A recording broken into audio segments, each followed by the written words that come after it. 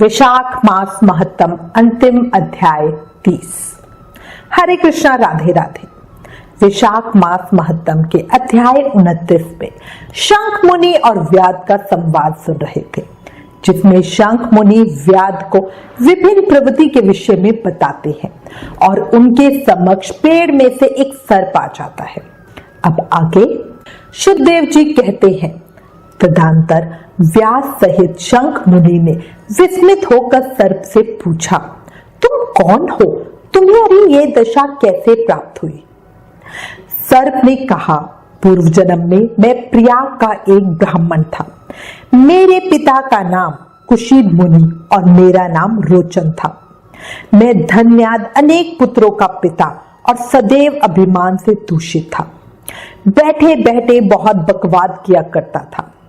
बैठना, सोना, नींद लेना, मैथुन करना, जुआ खेलना, लोगों की बातें करना और सूद लेना, यही मेरे व्यापार थे।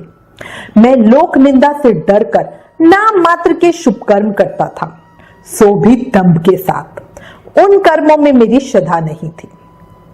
इस प्रकार मुझ दुष्ट और दुर्बुद्धि के कितने ही वर्ष बीत गए। तदंतर इसी वैशाख मास में जयंत नामक ब्राह्मण प्रयाग क्षेत्र में निवास करने वाले पुण्यात्मा द्विजों को वैशाख मास के धर्म सुनाने लगे। स्त्री, पुरुष, क्षत्रिय, वैश्य और शूद्र सहस्त्रों श्रोता प्रातःकाल स्नान करके अविनाशी भगवान विष्णु की पूजा के पश्चात प्रतिदिन जयंत की कही हुई कथा सुनते थे। वे सभी पवित्र एवं मौन होकर उस भागवत कथा में अनुरक्त रहते थे।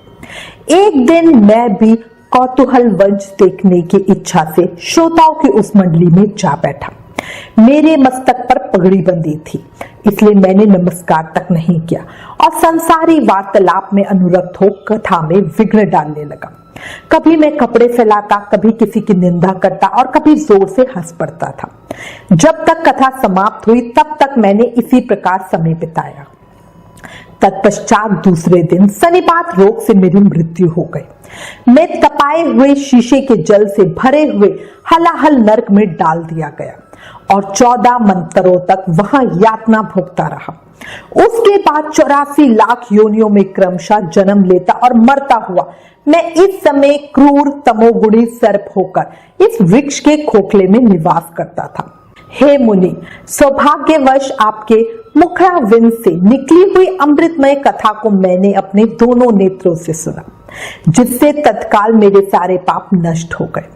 मुनि श्रेष्ठ, मैं नहीं जानता कि आप किस जन्म के मेरे बंधु हो, क्योंकि मैंने कभी किसी का उपकार नहीं किया, तो भी मुझ पर आपकी कृपा हुई।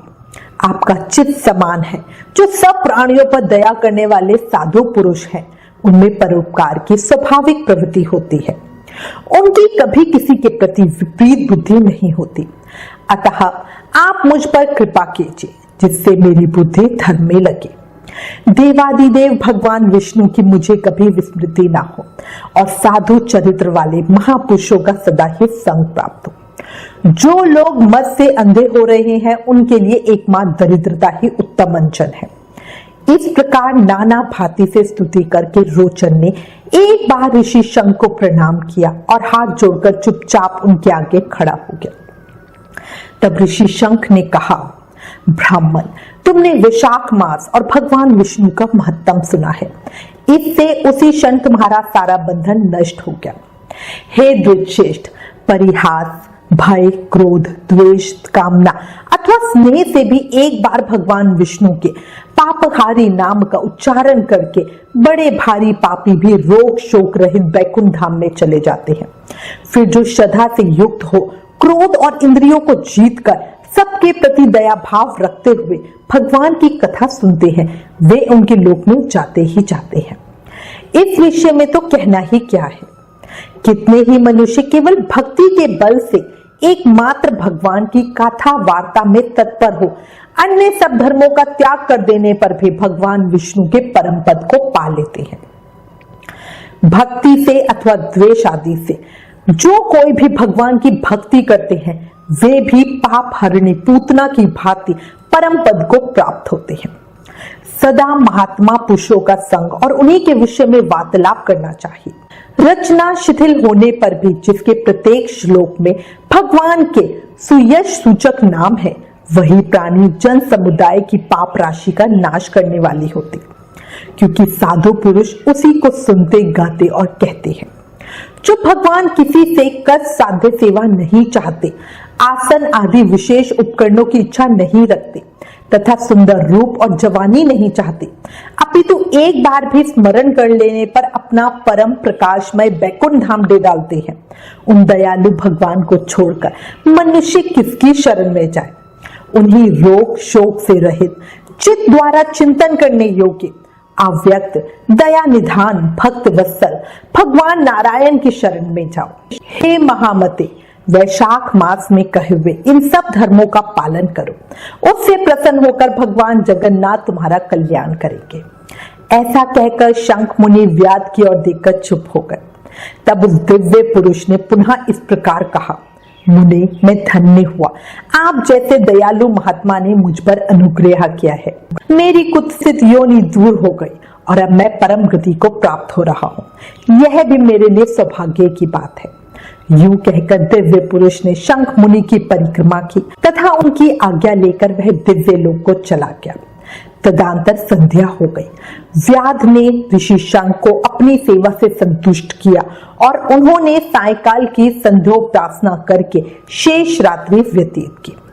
भगवान की लीला अवतारों की कथा वार्ता द्वारा रात व्यतीत करके शंख मुनि ब्रह्म मुहूर्त में उठे और दोनों पैर धोकर मौन भाव से तारक ब्रह्मा का ध्यान करने लगे। तत्पश्चात शौच आदि क्रिया से निवृत्त होकर वैशाख मास में सूर्योदय से पहले स्नान किया और संध्या तर्पण आदि सब कर्म समाप्त करके उन्होंने हर्ष युक्त हृदय से व्याध को बुलाकर उसे राम, इन 2 अक्षर वाले नाम का उपदेश दिया, जो वेद से भी अधिक शुभकारक है। उपदेश देकर इस प्रकार कहा, भगवान विष्णु का एक एक नाम भी संपूर्ण वेदों से अधिक महत्वशाली माना गया है। ऐसे अनंत नामों से अधिक है भगवान विष्णु का सहस्त्र नाम। उस सहस्त्र नाम के समान राम नाम माना गया है। इसलिए व्याध, तुम निरंतर राम नाम का जाप करो और मृत्यु पर्यंत मेरे बताए हुए धर्मों का पालन करते रहो। इस धर्म के प्रभाव से तुम्हारा वाल्मीकि में दूसरा जन्म होगा और तुम इस पृथ्वी पर वाल्मीकि ऋषि के नाम से प्रसिद्ध होगे। व्याध को ऐसा आदेश देकर मुनिवर शंख ने दक्षिण दिशा को प्रस्थान किया। व्याध ने भी शंख मुनि की परिक्रमा करके बार बार उनके चरणों में प्रणाम किया और जब तक वे दिखाई दिए तब तक उन्हीं की ओर देखता रहा। और फिर उसने अति योग्य विशाख युक्त धर्मों का पालन किया। जंगली कैद, कटहल, जामुन और आम आदि के फलों से राह चलने वाले थके मांदे पाथिकों को वह भोजन कराता था। जूता, चंदन, छाता, पंखा आदि के द्वारा तथा बालू के बिछावन और छाया आदि की व्यवस्था से पथिकों के परिश्रम और पसीने का निवारण करता था। प्रातः काल स्नान करके दिन रात राम नाम का जाप करता था। इस प्रकार धर्मोनुष्ठान करके वह दूसरे जन्म में वाल्मीकि का पुत्र हुआ। उस समय वह महायशस्वी वाल्मीकि के नाम से विख्यात हुआ। उन्हीं वाल्मीकि जी ने अपने मनोहर प्रबंध रचना द्वारा संसार में दिव्य राम कथा को प्रकाशित किया, जो समस्त कर्म बंधनों का उच्छेद करने वाली है। शुद्धदेव जी बोले, मिथिलापति देखो, वैशाख का महत्तम कैसा ऐश्वर्य प्रदान करने वाला है, जिससे एक व्याध भी परम दुर्लभ ऋषि भाव को प्राप्त हो गया। वैशाख मास में व्याध के सिर्फ जूता दान करने से दुर्लभ ऋषि तत्व प्राप्त हुआ। यह रोमांचकारी उपाख्यान सब पापों का नाश करने वाला है। जो इसे सुनता और सुनाता है वह पुनः माता के स्तन का दूध पीने वाला नहीं होता। उसे मोक्ष प्राप्त होकर उसका जन्म संसार में फिर नहीं होगा। इस महत्तम को पूरी रीति से वर्णन करने की सामर्थ्य तो ब्रह्मा जी की भी नहीं है। पहले कैलाश के शिखर पर बैठकर पार्वती जी ने महादेव जी से पूछा, तब महादेव जी 100 वर्ष तक यही कथा कहते रहे, तो भी वे पूरी न हुई। तब असमर्थ हो चुप हो गए। वैशाख मास के उत्तम महत्तम का पूरा पूरा वर्णन रोग शोक से रहित जगदीश्वर भगवान नारायण के सिवा दूसरा कौन कर सकता है। पहले सब ऋषियों ने मनुष्यों के हित कामना से थोड़ा थोड़ा वैशाख महत्तम वर्णन किया, परंतु हे राजन, किसी ने अंत नहीं पाया और सभी असमर्थ होकर बैठ गए। तुम भी वैशाख मास में दान आदि उत्तम कर्म का अनुष्ठान करो, इससे निश्चय ही तुम्हें भोग और मोक्ष की प्राप्ति होगी। इस प्रकार मिथिलापति जनक को उपदेश देकर शुद्धदेव जी ने उनकी अनुमति ली वहां से जाने का विचार किया। वस्त्र, आभूषण, गौ, भूमि, तिल और स्वर्ण आदि से उनकी पूजा और वंदना करके राजा ने उनकी परिक्रमा की। तत्पश्चात उनसे विदा हो महातेजस्वी एवं परम यशस्वी शुद्धदेव जी संतुष्ट हो प्रसन्नता पूर्वक वहां से अपने स्थान को गए। राजा ने वैशाख धर्म का पालन करके मोक्ष प्राप्त किया। इतनी कथा कहने के बाद नारद जी कहते हैं, हे राजा अम्बरीश, यह उत्तम उपाख्यान मैंने तुम्हें सुनाया है, जो कि सब पापों का नाशक तथा संपूर्ण संपत्तियों को देने वाला है।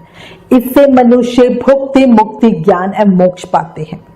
नारद जी का यह वचन सुनकर महायशस्वी राजा अम्बरीश मन ही मन बहुत प्रसन्न हुए।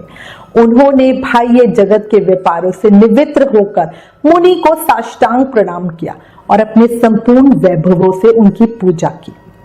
तत्पश्चात उनसे विदा लेके देव ऋषि नारद जी दूसरे लोक में चले गए, क्योंकि दक्ष प्रजापति के श्राप से वे एक स्थान पर नहीं ठहर सकते।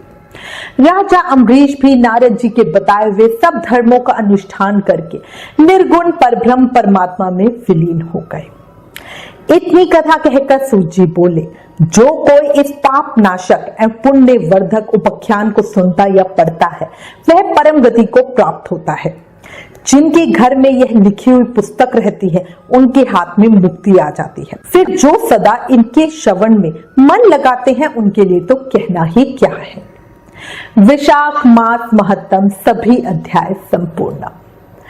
बोलो वैशाख महत्तम की जय, वैशाख के ठाकुर की जय। ज्यादा से ज्यादा नाम जाप करो। याद रखो, कलयुग केवल नाम धारा। हमें सिर्फ नाम जाप करके ही भक्ति, शक्ति, मुक्ति मिल सकती है। इसलिए प्रेम से, मन से, भाव से नाम जाप करो। हरे कृष्ण कृष्ण कृष्ण हरे हरे, हरे राम राम राम हरे हरे। जय श्री कृष्णा। ओम नमो भगवते वासुदेवाय।